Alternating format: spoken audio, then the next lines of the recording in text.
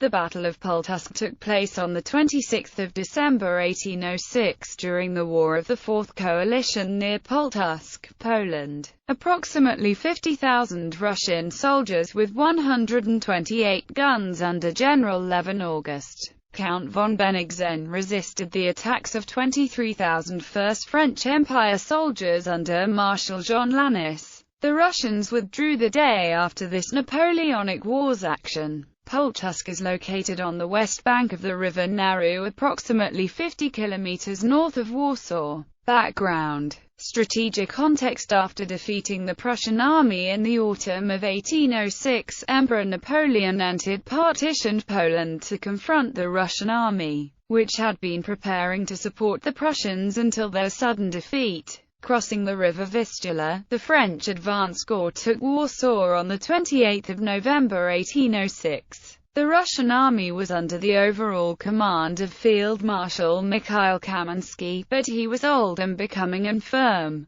The Russian First Army of some 55,000 to 68,000 men, commanded by Count Bennigsen, had fallen back from the Vistula to the line of the river Wkra. In order to unite with the Second Army, about 37,000 strong, under General Friedrich Wilhelm von Buxtehude, which was approaching from Russia and was still several days' march from the First Army. However, realizing his mistake in allowing the French to cross the Vistula, Kamiński advanced at the beginning of December to try to regain the line of the river. French forces crossed the Narew River at Modlin on 10 December, and the Prussian corps commanded by General-Lieutenant Anton Wilhelm von Lowestoke failed to retake Thorn. This led Bennigsen on the 11th of December to issue orders to fall back and hold the line of the river Wkra. When this was reported to Napoleon, he assumed the Russians were in full retreat. He ordered the forces under Marshal Joachim Murat, the 3rd Corps of Marshal Louis Nicolas Davout, 7th Corps of Marshal Pierre Augereau, 5th Corps under Lannes, and Murat's 1st Cavalry Reserve Corps, to pursue towards Pułtusk. Meanwhile, Marshal Michel Ney's 6th Corps, Marshal Jean-Baptiste Bernadotte's 1st Corps, and Marshal Jean-Baptiste Bessieres' 2nd Cavalry Reserve Corps turned the Russian right. Marshal Nicolas Soult's 4th Corps linked the two wings of the French army. Kamiński reversed the Russian retreat, and he ordered an advance to support the troops on the river Wkra. On the night of 23 and 24 December, Davout's corps forced a crossing of the lower Wkra in the Battle of Zornauer. After engagements at Bayezun on 23 December with Bessieres and Soldor on 25 December with Ney, the Prussian corps under Lowestoke was driven north towards Königsberg. Augereau's corps seized a second crossing of the Wkra on the 24th at Kolizib.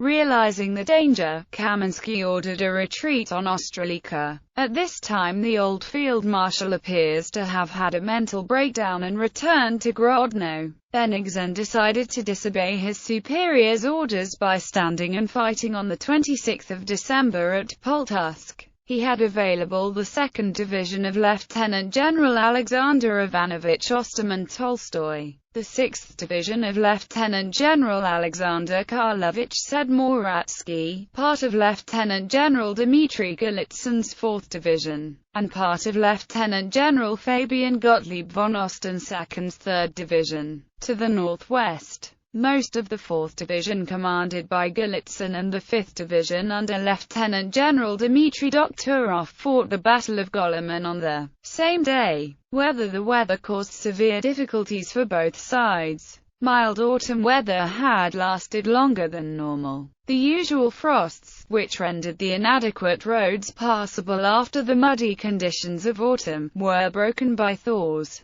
There was a thaw on 17 December and a two-day thaw on 26 and 27 December. The result was that both sides found it very difficult to maneuver. In particular, the French had great difficulty bringing up their artillery. Davout recorded it took 2 hours to cover 2.5 miles. There were also difficulties with supply. Captain Jean-Baptiste Antoine Marceline, Baron de Marbot, who was serving with Augereau's corps, wrote, Site Pułtusk lies on the west bank of the river Narew with a suburb on the east bank. The road from Strzegocice crossed the river by a bridge and then ran northwest towards Golomen. A second road from Warsaw entered the town from the southwest, and then ran along the west bank of the river towards Rozn. Before it reached Pułtusk, this road was joined by one from Nasielce. Another longer route to Rozn ran along the east bank. The final road was that to Marko, which ran northwards from the town. The town itself lay on low ground. To the north and west lay a plateau, narrowing to a wide ridge nearer the river. A ravine cut into the plateau near the river. A large wood lay on the northwest side of the plateau, towards the village of Moson. Further out from the plateau more woods covered the approaches from Warsaw.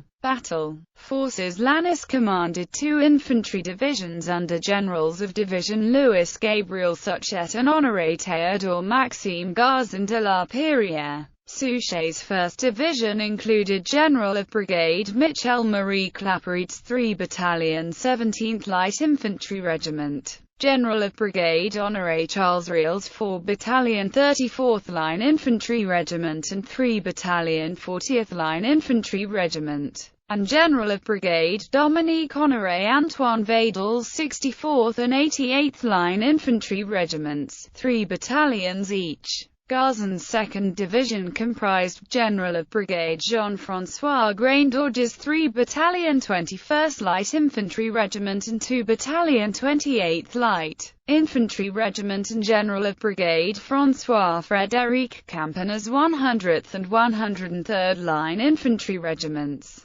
3 battalions each. General of Brigade Anne-François Charles Tréliard led 12 squadrons of the Corps Cavalry, which consisted of the 9th and 10th Hussar Regiments and the 21st Chasseurs à Cheval Regiment.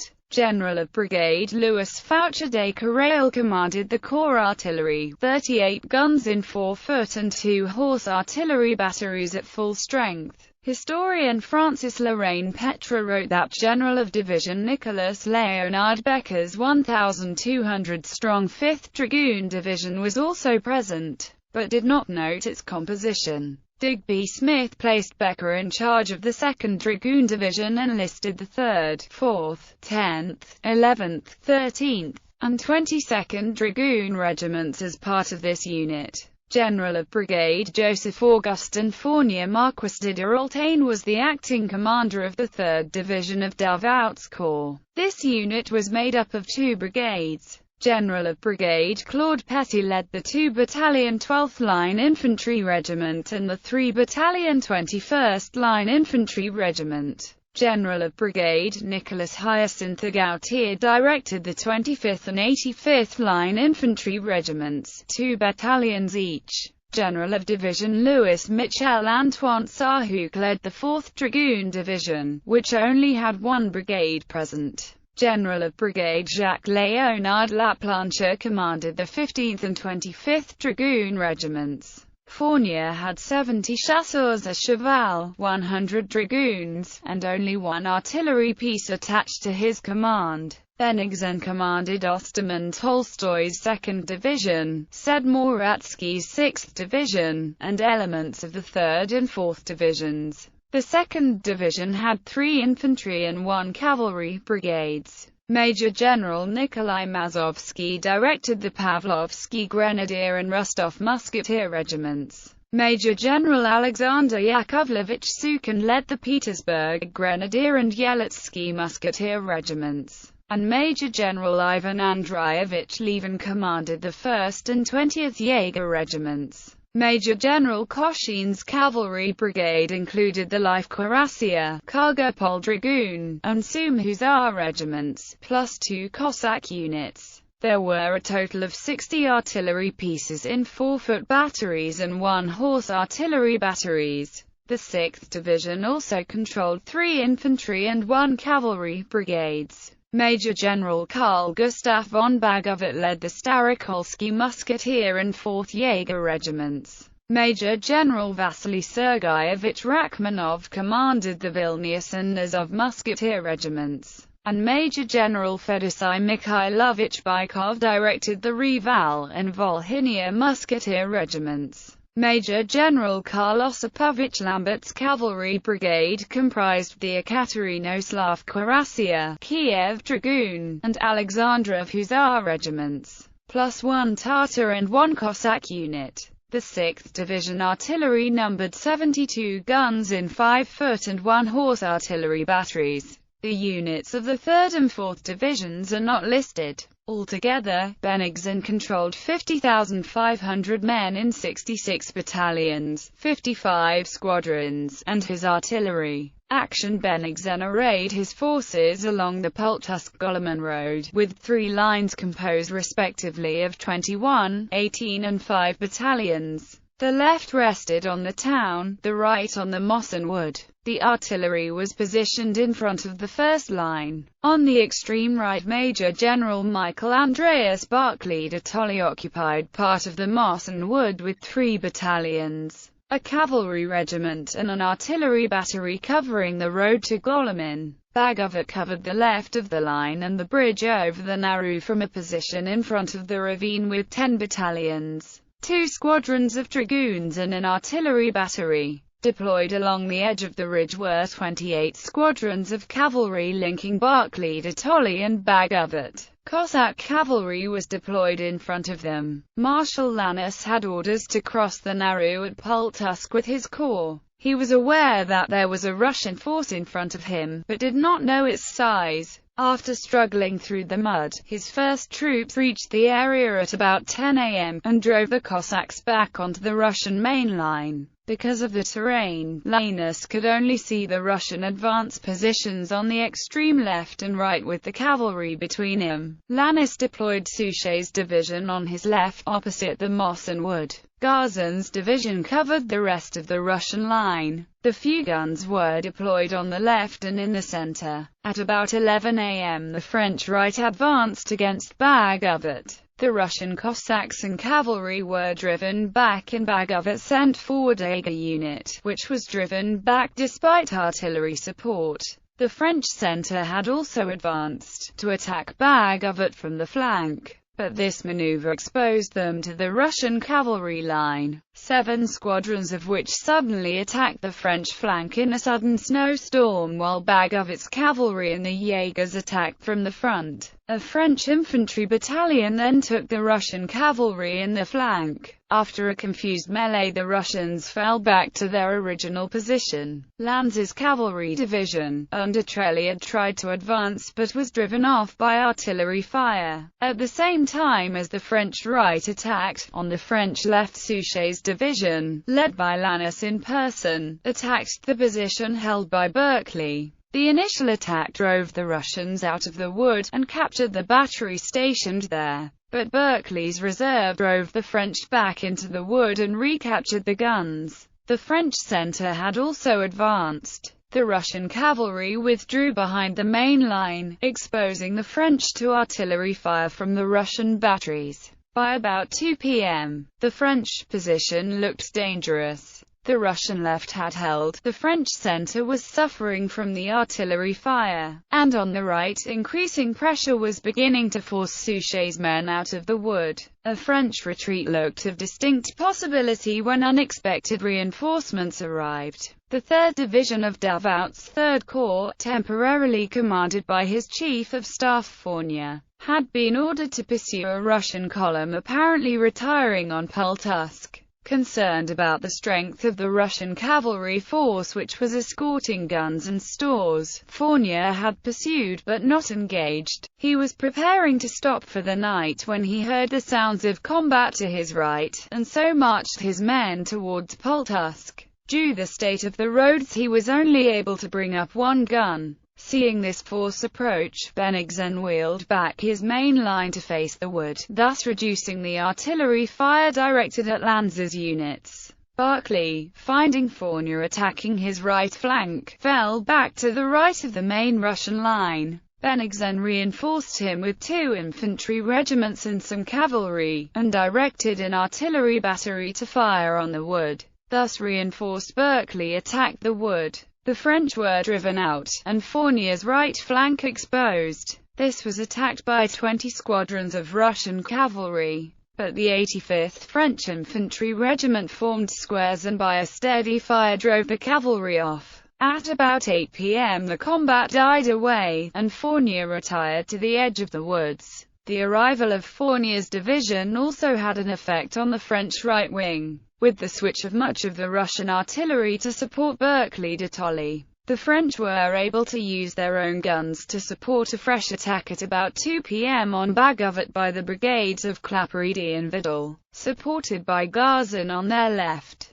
Bagovet's men were driven back over the ravine in their rear, and their guns captured. Osterman Tolstoy established a battery to Barclay's right and reinforced by 5 battalions he attacked. After a desperate fight, the French were thrown back and the guns recaptured. The French right and centre fell back to their start positions as night fell. From there he continued his retreat to Ostroleka. Fournier's division also moved off to rejoin the 3rd Corps at Golemin. Lannes was in no position to pursue the Russians, and occupied Pułtusk on 28 December. Analysis. Losses on both sides are disputed. Lannes claimed the Russians lost 2,000 killed, 3,000 wounded and 1,800 prisoners, a total of 6,800. Sir Robert Wilson, British liaison officer with the Russian army, claimed the Russians lost less than 5,000 men. Lannes admitted 700 French killed and 1,500 wounded. Russian authorities said the French losses were 7,000 killed and wounded and 70 prisoners. Given that the French were attacking and exposed to artillery fire, a total for them of 7,000 killed, wounded and prisoners does not seem unreasonable, and a total of 5,000 casualties for the Russians seems a good estimate. Another authority gives French losses as 5 generals and 140 officers killed or wounded, 3,200 soldiers dead or wounded, and 700 captured. Russian losses are stated as 3,500 total, including 1,500 men and 12 guns captured. On the French side, Lannes, Bonnard, Claparède, and Vidal were all wounded. Bennigsen claimed a victory. The consensus seems to be that having decided to fight, in defiance of his orders, he could have better disposed his forces, taken the offensive and destroyed Lannes's corps before Fournier came up. Bennigsen said he thought he was facing 60,000 French under Napoleon in person, which may explain his defensive stance. Bennigsen also complained that Buxherbeden did not support him, but that officer was obeying his orders to retire. Lannes, on the other hand, was following his orders, and the result was to find himself facing a superior force in a good defensive position. Napoleon's orders had not allowed for this, and unaware of the odds against him, Lannes attacked. If Fournier had not used his initiative and marched to the sound of the guns, the result may have been very different. Aftermath. At the Battle of Golemin, Golitsyn successfully held off a superior French force. This, combined with the failure of Soult's corps to pass around the Russian right flank, spoiled Napoleon's chances of cutting the Russian line of retreat and trapping them against the river Narew. The Russian 5th and 7th Divisions retired towards the main body of the army at Rozan. Bennigsen's forces fell back to Nowogrod on the river Narew, uniting on 1 January 1807 with the forces under Buxherbeden. On 28 December, Napoleon stopped his advance and, having lost contact with the Russian army, decided to go into winter quarters. His troops were exhausted and discontented, and the supply situation was in great disorder. The break in hostilities did not last long. Soon afterward, Bennigsen was appointed army commander and he launched an unexpected winter offensive into East Prussia, aimed at the French strategic left flank. The Russian blow was blunted at the Battle of Morung, and on 25 January 1807, Napoleon immediately counterattacked, trying to cut the Russian communications line that ran to the northeast. The French caught up with the Russians on 7 and 8 February 1807, and the dreadful Battle of Eylau was fought. Other reading: Stolarski. P. I Law, Miniature War Games Magazine, March 1997.